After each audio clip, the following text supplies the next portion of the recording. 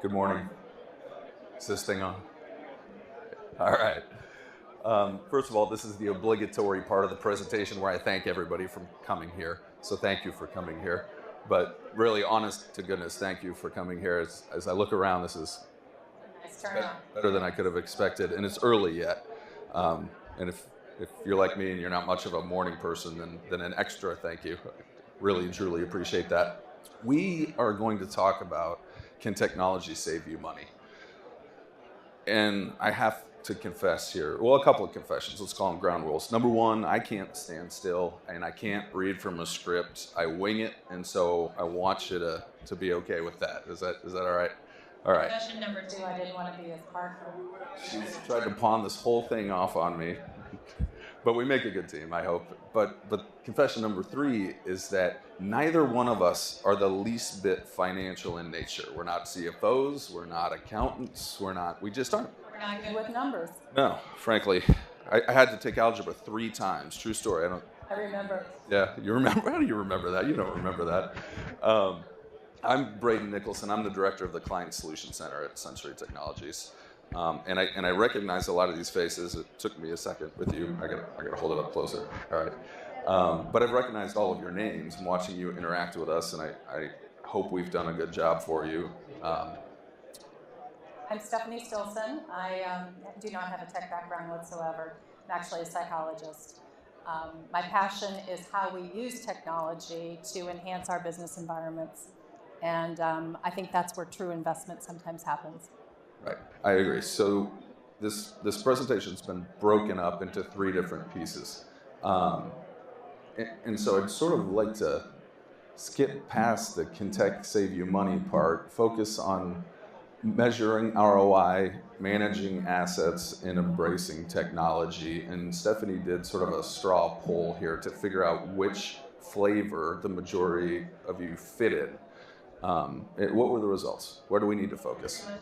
Third, I think. We have some managing investment interest. We have some ROI. Didn't get a chance to speak with you. And I think embracing ought to come in. So let's do about a third. Okay. And when we can, let's keep it conversational. Let's get some input, and maybe we'll ask some direct questions. But let's jump right into this. I didn't start my timer. What time did we start? About 20 after. We'll be good. All right. So, just raise a show of hands. Are you required to justify your technology investments? It's a broad question, I know, but you buy something and your boss says, "What have you bought?" Justified it. Just a few. Okay. For sure, Tom does. I mean, can I skip to the next question? Are you asked to justify the expense of it in terms of dollars and cents, or are you asked to explain, are people using it and is it providing any value? Show of hands for the latter. I want value, less focus on expense. Okay, that's interesting. All right. Well, then that tells me we can fly through some of this.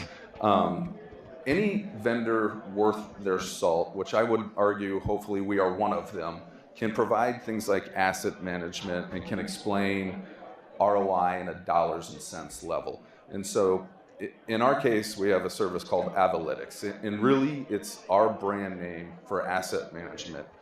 And at risk of getting a little bit salesy, what that is our ability to go in and especially in terms of communication technology and presentation technology, inventory everything you have across all of your properties, explain to you what you have in terms of vendors, in terms of functionality, and then leverage that especially in larger companies, leverage those products against each other and get volume discount pricing and get critical spare inventory and negotiate extended contracts, service agreements. Proactively tell you when end of life is near. Exactly. Allow you to anticipate obsolescence, or if you have $150,000 worth of assets in one building that you're about to move out of because it's on lease, we can talk proactively about how to manage those assets best. We can also take all of those assets and at an interface level, make sure that your users, your internal clients, and maybe even your external clients have the same experience with every room that they go to across your campuses. We also have what we call refresh, which allows you to take your costs and instead of capital up front, you've got understood and expected expenses every year, and then you re-up your technology at the end of 3 years and eliminate obsolescence. And we often think of this, we know it's valuable. We have clients who use it, and we know that they benefit from this type of spreadsheet fashion information. But in many ways, it's the easiest thing we can offer you, all right? Because it's counting and it's being methodical and it's included in our service packages. It is. You should be able to ask us about your assets, and we should know. And that is the easy part. I think that a company that you work with should provide that to you, and so we do. And just some simple examples. There's a large company with thousands of employees across hundreds of buildings doing important work, keeping people healthy. And several years ago, we began this with them. We found 54% more assets than they thought they had. And then we were able to tell them how disparate their assets were across brands. And we were able to show them how different their interfaces were across all the different spaces in their rooms. And so we were able to quantify their user experience and blah, blah, blah, blah, blah, right? Well, it's amazing how many times someone in a different department will simply walk into Best Buy, use the company credit card, purchase some technology, and it sits in a closet. So, hi, your smiles, you're resonating with that, aren't you? And don't feel bad, you'd be amazed how common that is. In the case of that particular group, we eliminated $140,000 worth of rental expenses every year because they were renting equipment that they already had and didn't know it. And so we were able to reduce that down to just a couple of events a year that they had at an off-campus location. They were big blowouts, so that expense remains, but $140,000 other expense just fell off the table immediately. So that's the easy stuff. And I don't want to spend our 15 minutes talking about that because it's easy. I want you to talk to your BDM about it. You can talk to me after this presentation. I think that the value is something above just the box and what it does. And the value is above how much you paid for it.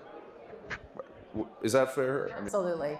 We have some other business functions listed up here. These are the types of objectives many of our clients bring to us. We don't just want to reduce travel. We actually want to retain our employees.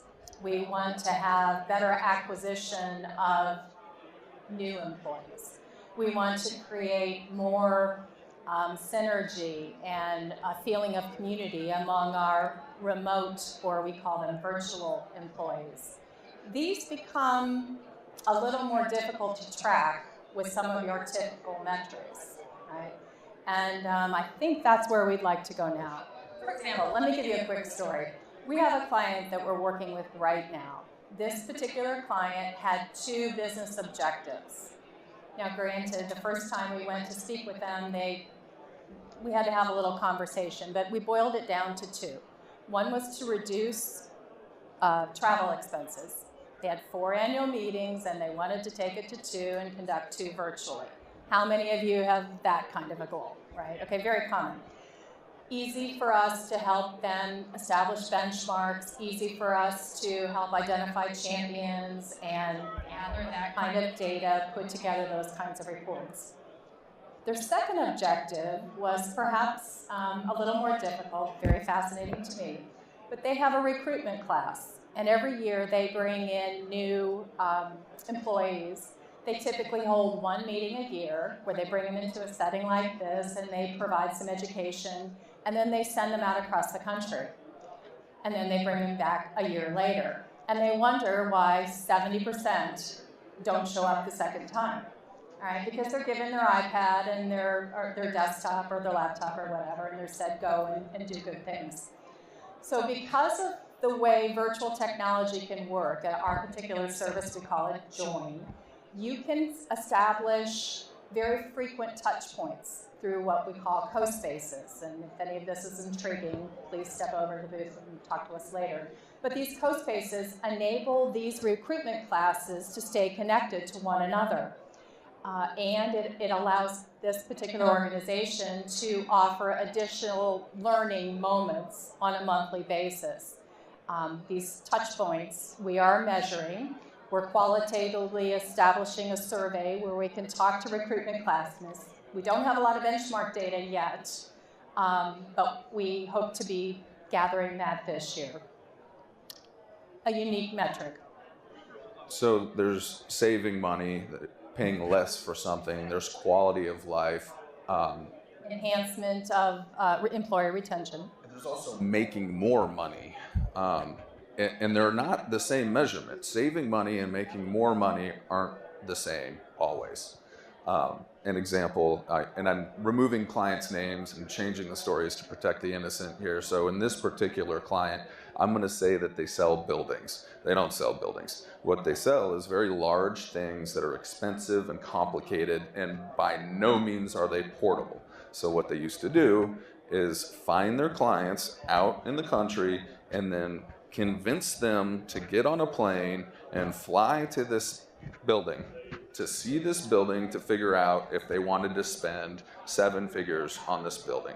Well, the people that have the buying power at that level are not the same people that you're going to convince to get on a plane to come to you. It just didn't happen. Maybe it happened once ever, but it didn't happen. And so we use technology to run cameras through the building, right, to explain the technology, and then we shipped out video conferencing components to these high-dollar people's locations so that they could witness in a testimonial fashion this building. And the first time we did it, the first person bought the building, and then the next, and then the next. And now this client, they're saving money, sure, because they don't have to pay these people to fly, but they couldn't get them to fly in the first place. They were now making tons of money, and that's fairly sexy in their case. I mean, they were pretty thrilled about that. I'm going to do one more example, and again, I'm going to change everything to protect the innocent here. We're going to go with razor blades in this example. They don't make razor blades, but another very large client that we work with, that's one of my favorite clients. They're all my favorite, but this one's up there too. We're going to say they make razor blades, right? And if you know, like Gillette, there's a Mach 2 and 3 and 4 and 5.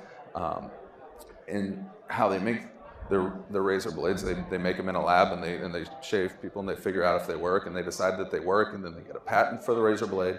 And then we're going to use round numbers here, but we're going to say that they have 10 years to sell this razor blade before the patent runs out. And then who's a competitor? Schick makes a Mach 6, and then all their revenue opportunity is gone. Well, if it takes them a year and a half to bone up their sales force to sell the Mach 5, and they have 10 years to sell it, and they sell billions of dollars worth of Mach 5s, they've left some fraction of $1 billion on the table while they're sitting there trying to go to market.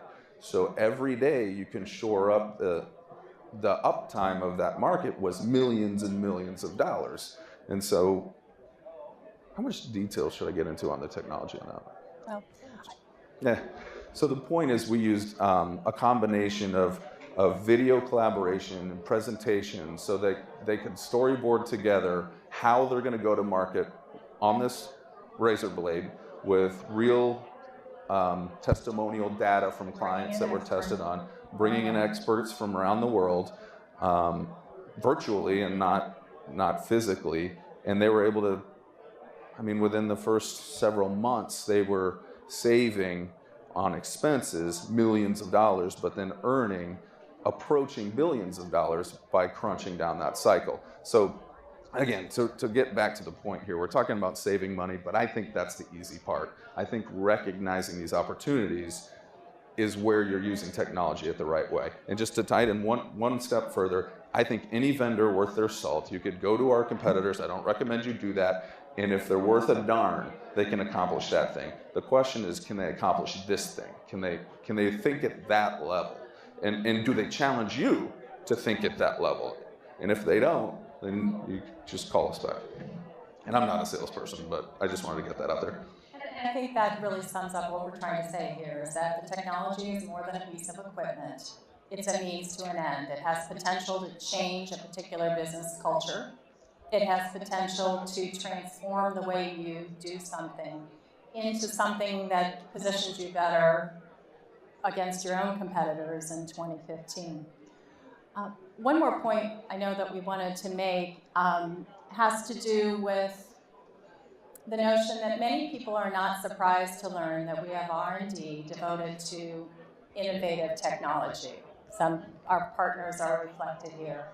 What you may not realize is that we also have considerable resources and R&D committed to helping our clients better embrace the technology that they currently have. I'm going to pick on you, Tom, because I talked to you earlier. And this gentleman mentioned that he discovered many of his admin pool, I'm going to say, spending maybe 3 hours trying to figure out a particular virtual collaboration tool. And with his assistance, he could bring that down to 10 minutes or so. And we're finding that the more easily we allow others to use the technology, the more likely they are to actually embrace it. And unless you're embracing it, you're not going to establish any type of return on your investment. Lots of reasons why people don't embrace technology. We can have those kinds of conversations. We have a Lean Six Sigma black belt on staff, a cognitive psychologist on staff. We like to establish those baselines, have those conversations, figure out how we can perhaps assist. This became a little more salesy than I even intended. So what I'd like to do is just sort of wrap it up a little bit and then open it up for questions. But if I can impart anything, Anya, it's that the saving money part is the easy part.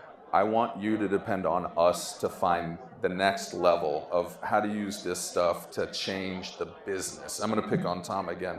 Tom, I'm not going to, you can ask him where he works, but they outsourced, stop me if I get this wrong, but they outsourced facilities, right? And you just heard that Tom worked in facilities, and Tom's new job is to get these people connected to each other faster, right? That means to me that companies, and his companies, no slouch, are finding the value at the next level. They decided that group can take care of getting something inexpensively, that they weren't going to go to them to get the value, that the value that they needed to spend their energy on their full-time employees was that adoption and embracing of the technology to make a difference in their work life. So I can tell you, because we just had our all-company meeting yesterday, that especially on the sales side, we're tasked with being your trusted advisor. So I want you to depend on us to try to get you to the next level in whatever it is that you do. And maybe you don't even know what you need. So work with your salesperson, work with me to try to figure out what that is and make a difference at the core rather than save a few bucks on a projector or a TV. That's the easy part. Depend on us for that, but take that for granted. Move on to the hard part. Are you adopting it? Are you really using it? Are your coworkers embracing it? I think that's it, Braden. Are you with me on this? All right. Actually, I'm hoping for a more intimate setting, so if any of you want to come up and just chit chat, that's great. It's harder to make that happen. And then, are there any questions? Anything we can sort of pontificate on? Do we miss anything obvious? Were you looking for the light bulb? I recognize this was broad, but that's okay. All right. Enjoy.